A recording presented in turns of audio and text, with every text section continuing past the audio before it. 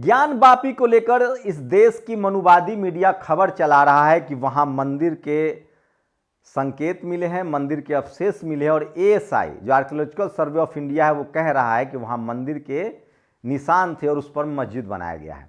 इसको लेकर वाम सेफ के बड़े नेता हैं विलास खरात, उन्होंने साफ साफ कहा है कि क्या ASI archaeological survey of India RSS के दबाव में है, चूंकि इस समय बीजेपी आरएसएस की मिलीजुली सरकार है, सरकार आरएसएस की है, नहीं तो मोहन भागवत भगवान राम मंदिर के प्राण प्रतिष्ठा में क्यों जाते, किसी से छुपा हुआ नहीं है।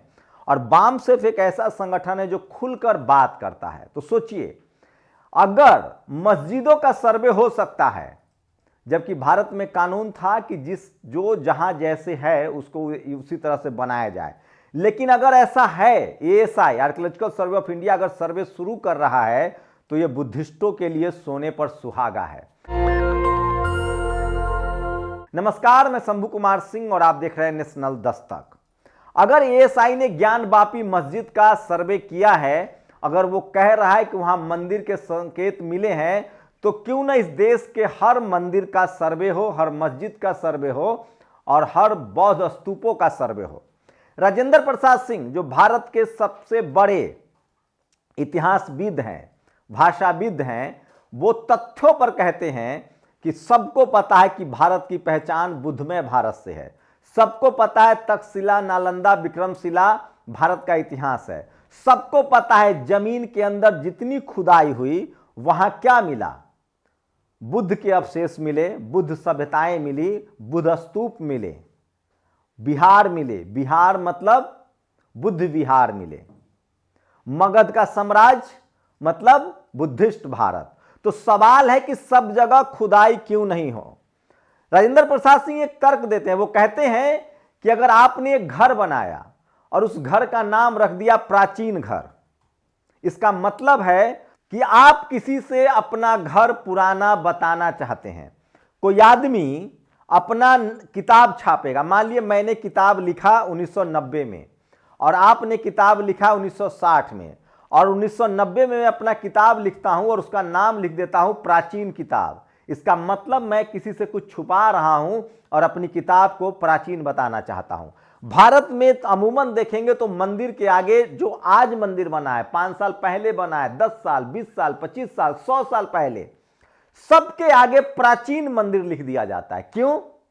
इसका मतलब है कि मंदिरों से पहले कुछ और प्राचीन था और वो था बुद्ध विहार।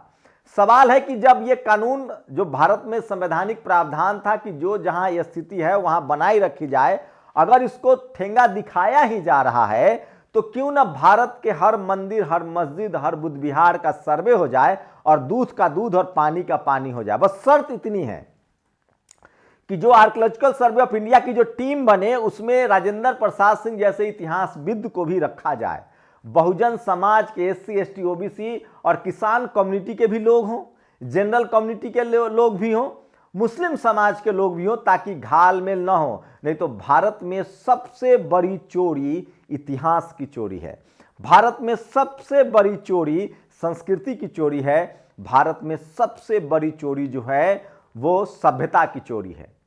तो सोचिए, विलास खरात लगातार इस पर सोशल मीडिया पर लिख रहे हैं और वो कह रहे हैं कि ASI archaeological survey of India कहीं दबाव में तो नहीं है, और क्या जानबूझकर तमाम बड़े मस्जिदों को मंदिर तो नहीं बताया जाएगा। चूंकि अयोध्या का मामला खत्म हो चुका है, सुप्रीम कोर्ट का फैसला आया, वहां राम मंदिर बन रहा है। यह भी तथ्य है कि सुप्रीम कोर्ट ने कहा है कि वहां मस्जिद तोड़ा गया है, लेकिन चूंकि भारत के बहुसंख्यक लोगों का सेंटीमेंट है इसलिए वहां मंदिर बनाया जाए। इस देश के मुस्लिम समाज ने उसका सम्मान किया, सुप्रीम कोर्ट के फैसले का सम्मान किया और अब वहां मंदिर भी बन ही गया है।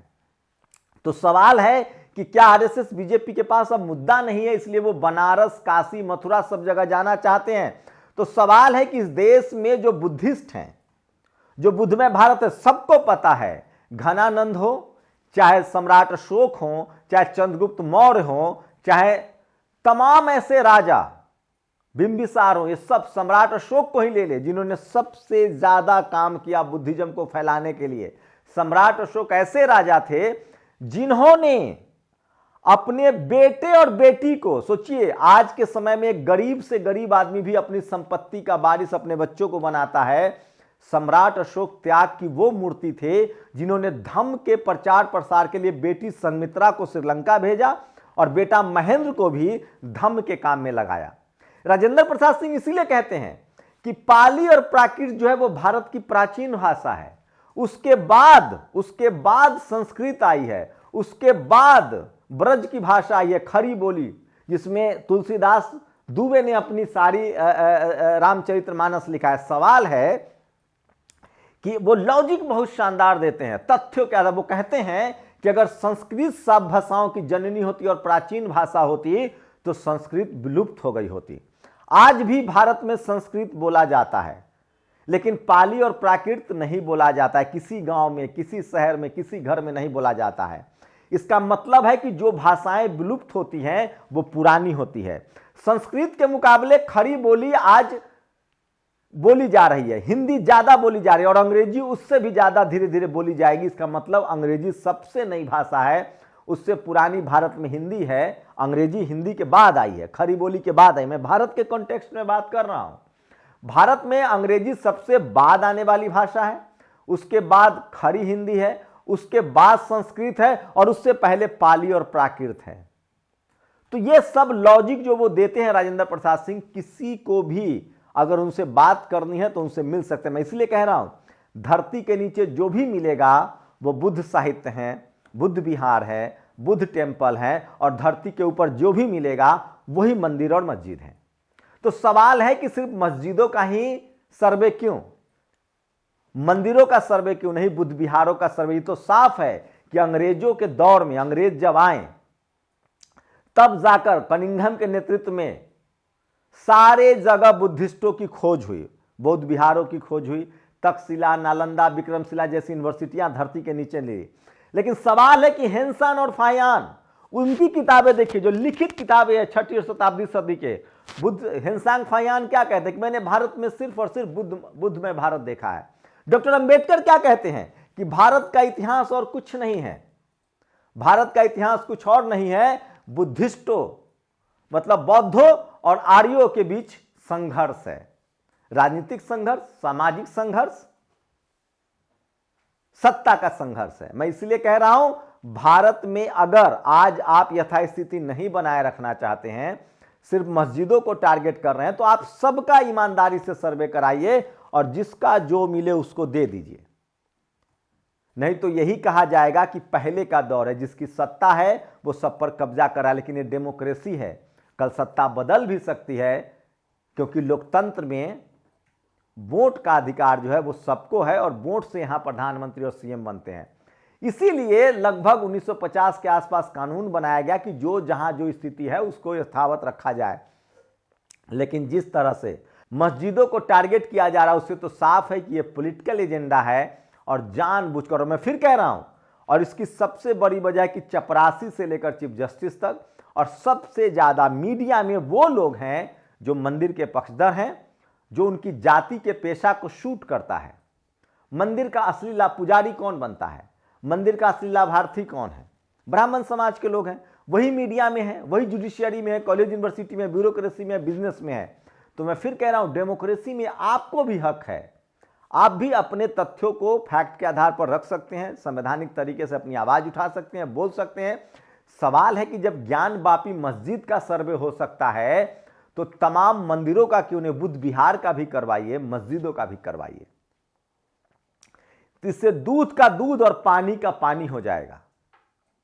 पता चल जाएगा कि कौन किसके इतिहास की चोरी कर रहा है, कौन किसके विरासत की चोरी कर रहा है। सोचिए, सम्राट अशोक के सारे लेख चपर ने लिखे। खुद विलास खरात ने कहा कि आरटीआई से साफ हो गया है कि चाणक्य जो है वो मौर्य साम्राज्य में कोई है ही नहीं। कौटिल्य का जो अर्थशास्त्र है वो कब लिखा गया है? सारे चपर, हमारे यहां आज भी लोग कहते हैं कि ज्यादा चपर चपर मत करो, मतलब ज्यादा मत बोलो। तो सम्राट अशोक के दौर में, बुद्धमय भारत के दौर में चपर एक बड़े लेखक थे। उन्होंने ही पत्थरों पर सारे शिलालेख लिखवाए। कहीं भी संस्कृत में कोई शिलालेख नहीं है। तो बड़ी इतिहास की चोरी हुई और ये सारी जानकारी आप राजेंद्र प्रसाद सिंह का जब सोशल मीडिया पर अगर आप हैं तो उनका फेसबुक पढ़िए, आप उनका ट्विटर पढ़िए, सारी जानकारी विधिवत मिलेगी। और उन्होंने उसको खोए हुए बुद्ध, खोए हुए अशोक, ये सब किताबें भी उन्होंने लिख डाली है। राजेंद्र प्रसाद सिंह इतिहासविद हैं, शिक्षाविद हैं, प्रोफेसर भी हैं। मैं इसलिए कह रहा हूं कि लगातार विलास खरात ने एक और ट्वीट किया है और उन्होंने कहा है कि चाणक्य जो हैं उनका कोई ऐतिहासिक प्रमाण नहीं है और ये खुद आरटीआई से सरकार ने माना है। तो आप कल्पना कर सकते हैं कि एक बार फिर से ज्ञानवापी मस्जिद के बहाने हिंदू मुस्लिम की कोशिश हो रही है। और जब ये हो ही रहा है तो क्यों न इस देश के हर मंदिर मस्जिद का सर्वे करा लिया जाए। दूध का दूध और पानी का पानी हो जाएगा। आप लोग की क्या प्रतिक्रिया, अपनी प्रतिक्रिया जरूर दीजिए। शुक्रिया। नेशनल दस्तक की आपसे गुजारिश है कि अगर इसको बचाना चाहते हैं तो नेशनल दस्तक को सब्सक्राइब करने के लिए रेड कलर के सब्सक्राइब बटन को दबाएं, फिर बेल आइकन की घंटी दबाएं। नेशनल दस्तक को बचाने के लिए बहुत जरूरी है कि हर खबर को शेयर करें, लाइक करें, कमेंट जरूर करें।